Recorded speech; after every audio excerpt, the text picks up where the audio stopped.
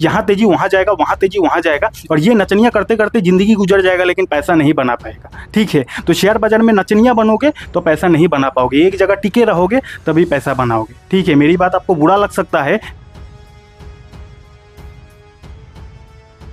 तो जी हाँ दोस्तों, शेयर बाजार रुलाएगा सबको, लेकिन जो टिकेगा वही लोग शेयर बाजार से पैसा बनाएगा।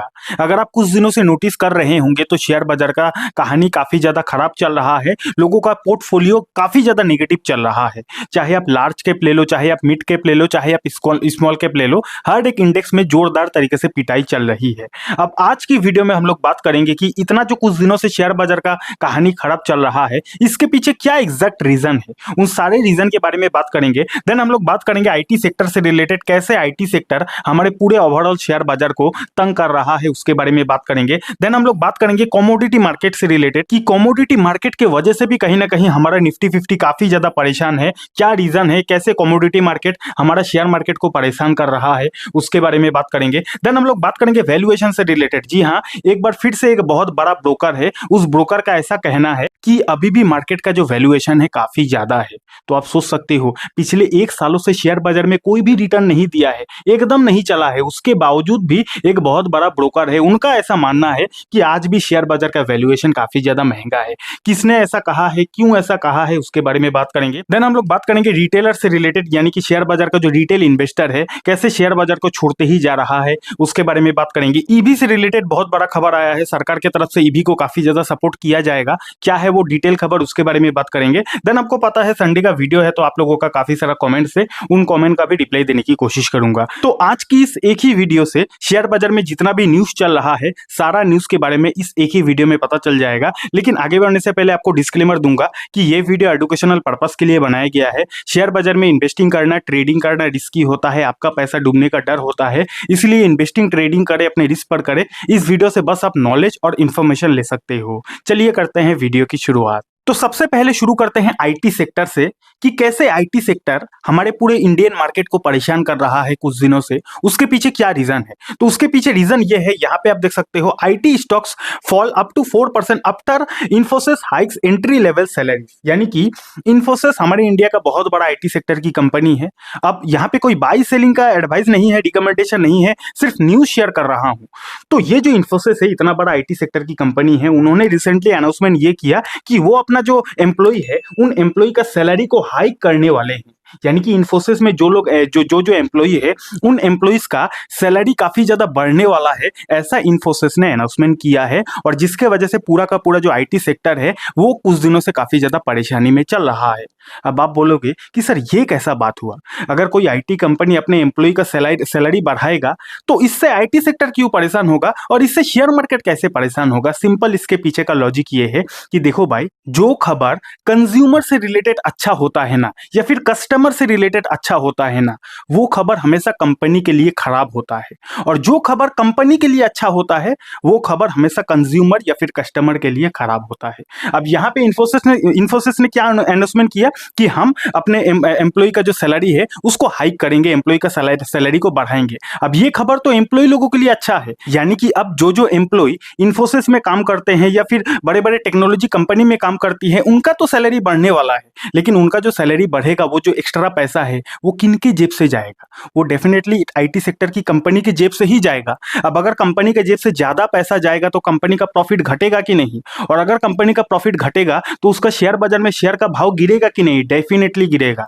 इसीलिए इस बात को ध्यान रखना, जो खबर कंज्यूमर या फिर कस्टमर के लिए अच्छा होता है वही खबर कंपनी के लिए खराब होता है। अब जबकि इन्फोसिस अपने एम्प्लॉय को सैलरी बढ़ा के देगा, तो इन्फोसिस अपने जेब से सैलरी बढ़ा के देगा, तो इन्फोसिस का जो कमाई है वो घटेगा। और यहाँ पर सिर्फ इन्फोसिस ने सैलरी बढ़ाने की अभी तक अनाउंसमेंट की है, लेकिन जबकि इतना बड़ा आईटी सेक्टर की कंपनी है, एक कंपनी अगर अपनी सैलरी को बढ़ाएगा तो बाकी जो आईटी सेक्टर की कंपनी है, बाय डिफॉल्ट बाकी आईटी कंपनीज को भी अपनी सैलरी को बढ़ाना ही पड़ेगा, नहीं तो कंपटीशन में लोग पीछे रह जाएगा वो सारा कंपनी। तो इसके वजह से पूरा का पूरा आईटी सेक्टर में परेशानी चल रही है। और आईटी सेक्टर में अगर परेशानी आ जाती है तो आपको पता होगा निफ्टी 50 में आईटी सेक्टर का वेटेज कितना ज्यादा है, तो आईटी सेक्टर डगमगाएगा तो इनडायरेक्टली शेयर मार्केट भी डगमगाएगा। समझ गए ना बात। तो कहानी होती है सैलरी बढ़ने से, लेकिन इसका असर शेयर बाजार में भी कैसे दिखता है, पूरा साइकिल आपने समझ लिया ना। वीडियो अच्छा लगा होगा तो लाइक एंड कमेंट भी कर दीजिएगा। उसके बाद यहाँ पे आप देख सकते हो Infosys offers 21 lakh entry level packages, ठीक है, तो काफी ज्यादा सैलरी हाइक करने वाला है। उसके बाद यहाँ पे आप देख सकते हो, मैंने आपको वीडियो के स्टार्टिंग में बोला था कि कैसे कमोडिटी मार्केट हमारे शेयर मार्केट को परेशान कर रहा है। कमोडिटी मार्केट यानी कि जो गोल्ड, सिल्वर, क्रूड ऑयल, ये सब का मार्केट है, उन सारे मार्केट को बोला जाता है कमोडिटी मार्केट। तो कमोडिटी मार्केट की वजह से शेयर मार्केट काफी ज्यादा परेशान है। कैसे परेशान है, क्या रीजन है, यहाँ पे आप देख सकते हो record rally in gold and silver, where should investors bet, यानी कि गोल्ड और सिल्वर में रिकॉर्ड तोड़ तेजी चल रहा है। अब आप बोलोगे कि सर गोल्ड और सिल्वर में तेजी चल रहा है, इससे शेयर बाजार क्यों परेशान है? तो इससे शेयर बाजार इसीलिए परेशान है, इसको ऐसे समझो, मान के चलते हैं ये हमारा इंडिया है और इंडिया में जितने भी लोग शेयर बाजार में इन्वेस्टिंग करते हैं उन सारे लोगों के पास कुल मिलाकर टोटल 100 करोड़ रुपया है। एग्जाम्पल दे रहा हूं, मान के चलते हैं जितना भी लोग शेयर बाजार में इन्वेस्टमेंट करते हैं उन सारे लोगों के pass on and total 100 crore रुपया है। अब जबकि यहाँ पे आप देख रहे हो कि गोल्ड और सिल्वर या फिर कमोडिटी मार्केट में छप्पर फाड़ के तेजी चल रही है, काफी सारे लोग कमोडिटी मार्केट में पैसा ढाल रहा है। अब जबकि लोग कमोडिटी मार्केट में पैसा ढाल रहा है तो कहां से ढाल रहा है? जो लोगों के पास पैसा है वही ना पैसा ढाल रहा है। तो जबकि मान के चलते हैं 100 करोड़ रुपया टोटल इन्वेस्टर के पास है, अब यही 100 करोड़ से ना यहाँ से पैसा पास हो रहा है और पास होने के बाद कहां पे जा रहा है भैया? कमोडिटी मार्केट में जा रहा है। तो कुल मिलाकर जितना ज्यादा कमोडिटी मार्केट में पैसा जा रहा है, गोल्ड और सिल्वर में पैसा जा रहा है, उतना ज्यादा पैसा कहीं ना कहीं से तो निकल रहा है ना, क्योंकि पैसा तो लिमिटेड है। इन्वेस्टर्स के पास पैसा तो अपना लिमिटेड है, किसी के पास पैसा छापने की मशीन तो नहीं है। तो जो लिमिटेड पैसा है वही पैसा तो मार्केट में रोटेशन होता है। तो आज के डेट में कमोडिटी मार्केट में इतना ज्यादा तेजी इसीलिए है क्योंकि लोग वहां पे पैसा लगा रहा है। तो जबकि लोग वहां पे पैसा लगा रहा है तो कहीं ना तो कहीं से पैसा निकाल भी रहा है।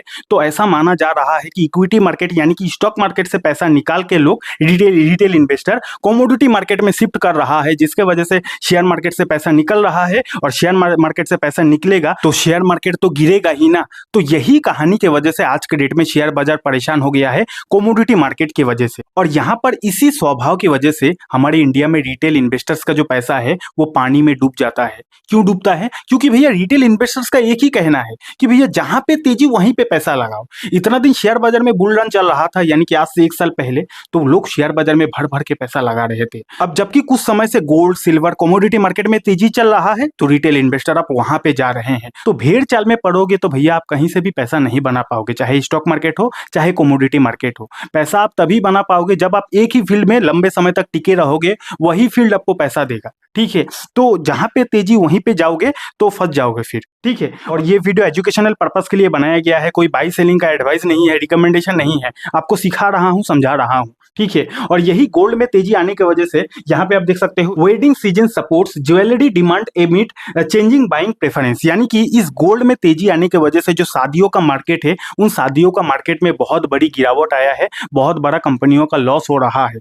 कहने का मतलब यह है कि एक शादी में कितना सारा कंपनी पैसा कमाता है। गोल्ड वाला, ज्वेलरी वाला कंपनी पैसा कमाता है, ड्रेस वाला कंपनी पैसा कमाता है, कॉस्मेटिक वाला कंपनी पैसा कमाता है, यानी कि शादी से जुड़ा हुआ जो जो आइटम है वो सारा आइटम वाली कंपनी पैसा कमाती है। लेकिन जबकि आज के समय में गोल्ड का डिमांड काफी ज्यादा बढ़ गया है, गोल्ड का रेट बढ़ गया है, जिसकी वजह से शादी तो बिना गोल्ड का होने वाला नहीं है। तो लोग गोल्ड तो खरीद रहे हैं, लेकिन गोल्ड के अलावा जो बाकी सारी चीजें हैं, कंपलसरी चीजें हैं शादी में जो जो चाहिए, उन सारी चीजों पर लोग कॉम्प्रोमाइज कर रहे हैं। जैसे कि कपड़ा हो गया, कॉस्मेटिक आइटम हो गया, 5 कपड़ा खरीदना है तो लोग 3 खरीद रहे हैं, 5 कॉस्मेटिक आइटम खरीदना है तो लोग 2 खरीद रहे हैं, 3 खरीद रहे हैं। क्यों? क्योंकि भैया शादी में तो गोल्ड जरूरी है, ज्यादातर गोल्ड जरूरी है। अब गोल्ड खरीदने जा रहे हैं लोग, काफी ज्यादा पैसा वहां पे जा रहा है, तो लोगों के हाथ में पैसा बच नहीं रहा है, तो लोग बाकी चीजों पे उतना खर्च नहीं कर पा रहे हैं, जिसके वजह से शादियों का सीजन में जो शादी से जुड़ा हुआ जो जो बिजनेसेस है उनको भारी नुकसान झेलना पड़ रहा है गोल्ड का दाम बढ़ने के वजह से, ठीक है। तो समझ रहे हो किस तरह चेन सिस्टम में हर एक चीज एक दूसरे से कनेक्ट रहता है, ठीक है।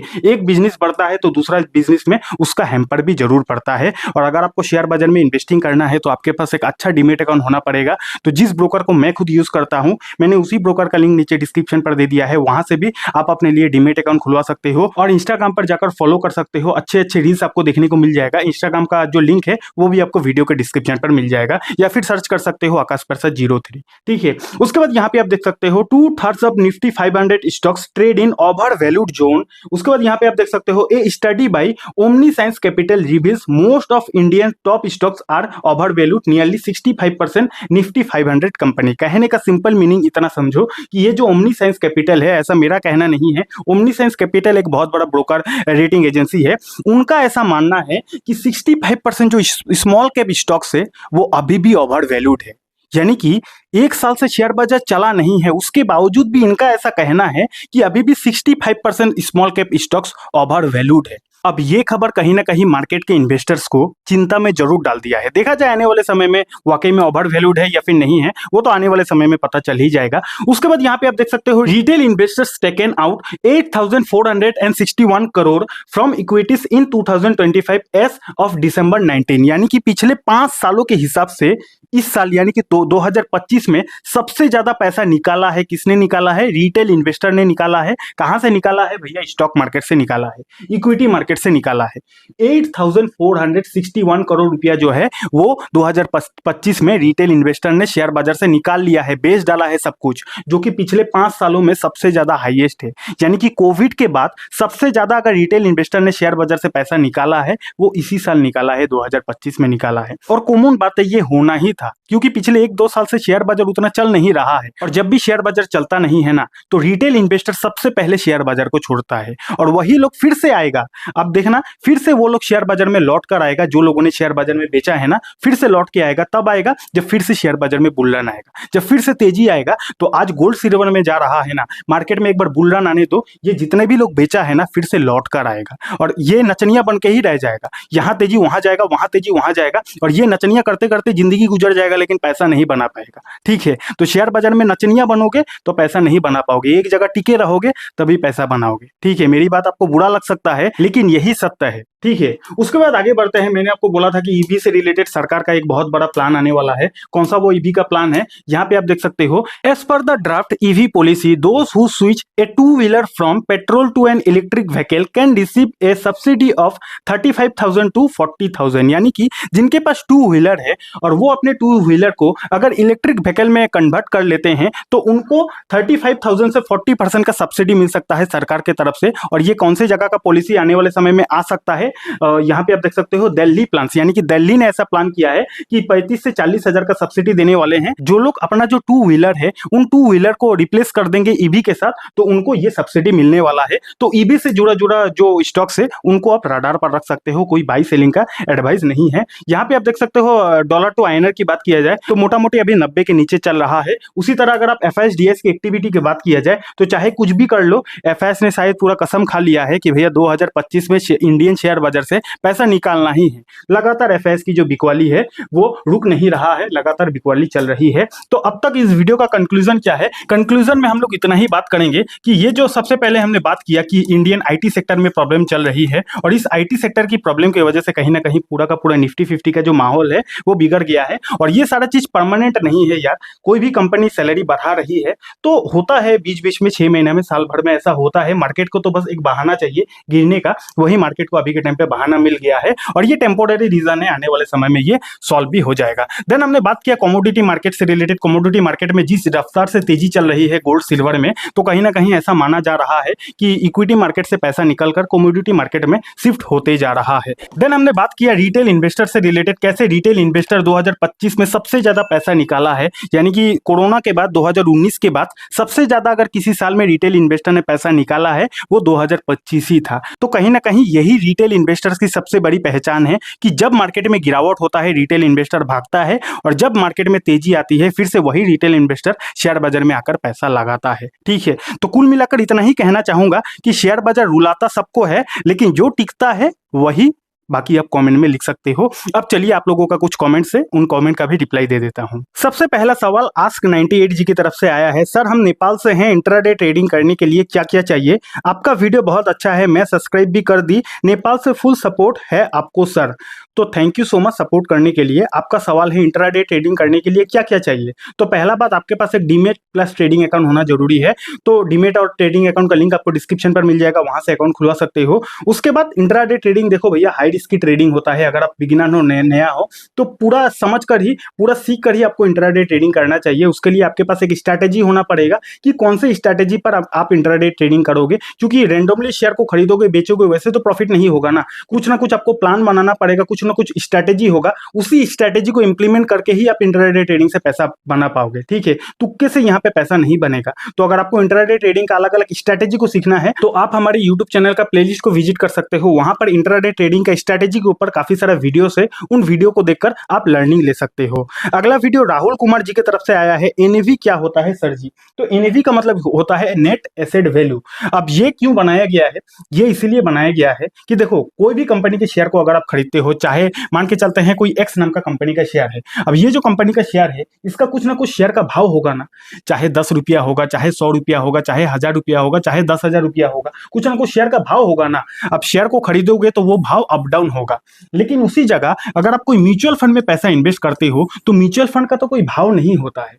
अब आप अगर म्यूचुअल फंड में इन्वेस्टमेंट करते हो उसके बाद आपका वैल्यू बढ़ेगा कमेगा, उसको कैलकुलेट कैसे किया जाएगा। तो म्यूचुअल फंड में इन्वेस्टमेंट करने पर उसका प्राइस को कैलकुलेट कैसे किया जाए, इसी समस्या का समाधान करने के लिए भैया एनएवी की जन्म हुआ, एनएवी का जन्म हुआ। एनएवी का मतलब होता है नेट एसेट वैल्यू। आप जब भी किसी म्यूचुअल फंड में इन्वेस्टमेंट करते हो तो एनएवी के हिसाब से ही आपका जो इन्वेस्टमेंट का वैल्यू है वो डिसाइड किया जाता है। इतना बात समझ गए ना। अगला सवाल शीतल सिंह जी की तरफ से आया है, जैसे मैंने अपनी सीनियर सिटीजन मदर का म्यूचुअल फंड में पैसा लगाना है तो मैं बेटा नॉमिनी बन जाता हूँ, इन केस उनकी डेथ हो जाती है तो मुझे कोई परेशानी तो नहीं आएगी, किन किन बातों का ध्यान रखना पड़ता है, please help me in this case. तो शीतल जी मैं आपको बताना चाहूंगा, घबराना बिल्कुल भी नहीं है। आपको पहले ये देखना है कि आपका जो मदर का डीमेट अकाउंट है उसमें नॉमिनी में किसका नाम दिया हुआ है। अगर आपका नाम दिया हुआ है तो कोई बात नहीं है। उसके बाद शेयर परसेंटेज में देख लीजिएगा कि शेयर परसेंटेज में किसका किसका शेयर वहां पे दिया हुआ है। जो डीमेट अकाउंट में जिनका जिनका शेयर परसेंटेज दिया हुआ है उसी हिसाब से जो पैसा है वो डिवाइड किया जाता है। ठीक है, तो डीमेट अकाउंट में जाकर नॉमिनी का डिटेल्स वगैरह चेक कर लीजिएगा।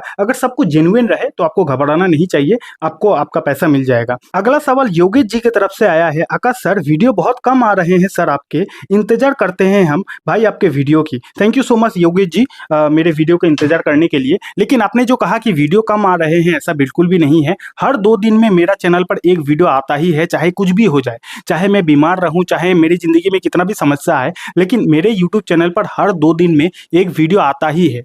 हो सकता है आपके पास नोटिफिकेशन नहीं जा रहा है तो हमारे चैनल में जाकर नोटिफिकेशन का जो बेल है उसको ऑन कर लीजिए। मैं अपने चैनल पर कभी भी डिसकंटिन्यू नहीं हुआ हूं और आने वाले समय में भी आप लोगों का आशीर्वाद रहा तो कभी भी डिसकंटिन्यू नहीं होने वाला, हमेशा आप लोगों के साथ हूं। तो वीडियो को लाइक कीजिए, कमेंट कीजिए। अगेन डिस्क्लेमर, ये वीडियो एजुकेशनल पर्पस के लिए बनाया गया था। शेयर बाजार में इन्वेस्टिंग करना, ट्रेडिंग करना रिस्की होता है, पैसा डूबने का डर होता है, तो इन्वेस्टिंग ट्रेडिंग करें, अपने रिस्क पर करें। अगर आपको ये सीखना है कि लॉन्ग टर्म इन्वेस्टिंग करने के लिए अच्छे अच्छे स्टॉक्स को कैसे खोजा जाता है तो आप यहाँ पे क्लिक करके इस वीडियो को देख सकते हो। और अगर आपके पास डीमेट अकाउंट नहीं है तो डीमेट अकाउंट का लिंक आपको डिस्क्रिप्शन पर मिल जाएगा। बहुत बहुत धन्यवाद।